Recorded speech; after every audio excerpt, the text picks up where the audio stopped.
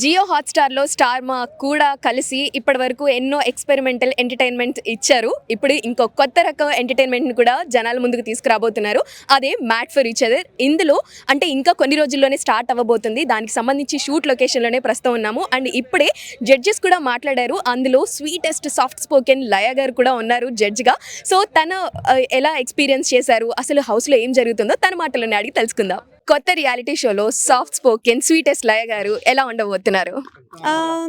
Soft most of the time, but whenever it's necessary కొంచెం హార్ష్గా చెప్పడం తప్పదు. So that's all.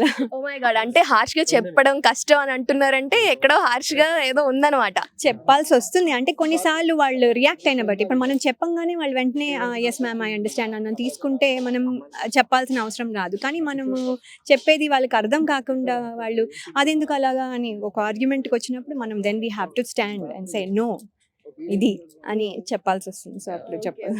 సో మీరు ఇంత కామ్ అండ్ కంపోజ్డ్గా మాట్లాడే మిమ్మల్ని వీళ్ళు ఎంత వైల్డ్గా మార్చారండి షోలో? షోలోన ఎక్కువ మార్చలేదు. మోస్ట్ ఆఫ్ ద టైమ్ పాపం they are all good, but sometimes ఏమవుతుందంటే we have to tell them no no this is not good, ఇది కాదు, నో నో నో మీరు తప్పు చేస్తున్నారు, ఎందుకు అలా చేశారు అంటే వాళ్ళు మోస్ట్ ఆఫ్ ద టైమ్ వాళ్ళు వింటారు, తెలుస్తాను. సో లయ గారు అంటేనే సాంప్రదాయాలకి ఇంకా కల్చరల్కి సంబంధించి ఎక్కువగా ఓన్ చేసుకుంటూ ఉంటారు. మీ మూవీస్లో కూడా అదే ఎక్కువ పోర్ట్రే చేస్తూ ఉన్నారు. సో దీంట్లో ఎట్లా ఉండబోతుంది అంటే రియల్ కపుల్ ఉన్నారు, రియల్ కపుల్ కూడా ఉన్నారు. సో దాని బ్యాలెన్స్ మీరు చూసినప్పుడు మీకేమన్నా వింతగా అనిపించిందా? లేదండి, అంటే ఇప్పుడు different status are there even in a relationship. మనం మ్యారీడ్, అన్మ్యారీడ్, లివ్ ఇన్, ఇలా రకరకాల స్టేటసెస్ యాక్చువల్లీ జనాలు యాక్సెప్ట్ చేస్తారు. It's evolving. మన గ్రాండ్ పేరెంట్స్ ఉన్నట్టుగా ఇప్పుడు మేము ఉన్నట్టుగా మా next generation or the kids or the grandkids won't be. అది అండర్స్టాండబుల్. అండ్ అది మంచి కోసం జరుగుతున్న చేంజ్ అవుతే మంచిదే, బట్ దాన్ని మంచి కోసం వాడుకుంటే మంచిదే. సో అంటే దాని నుంచి మంచిగా తీసుకొని దాన్ని ఒక ఆపర్చునిటీగా తీసుకొని to make it better, a relationship is good. Okay, Anil గారు, రాధా గారు కలిసి హోస్ట్ చేసింది మేము చూసాము. ఐ మీన్ గెస్ట్గా లేదంటే జడ్జ్ చేసింది మేము చూసాం. ఫర్ ద ఫస్ట్ టైం మీరు జడ్జిగా వస్తున్నారు కాబట్టి మీకు వాళ్ళతో ర్యాపో ఎలా ఉంది అండ్ వాళ్ళు ఏమన్నా సజెస్ట్ చేశారా మీకు? అనిల్ గారు ఎనీవే మీకు ఆల్రెడీ తెలుసు, and he talks nicely and all that. Radha గారు మ్యామ్ కూడా చాలా experience and she can talk very nicely. నేను కూడా మాట్లాడొచ్చు, కానీ కాకపోతే ఏంటంటే ఐ చూస్ అంటే నేను try to be patient most of the time.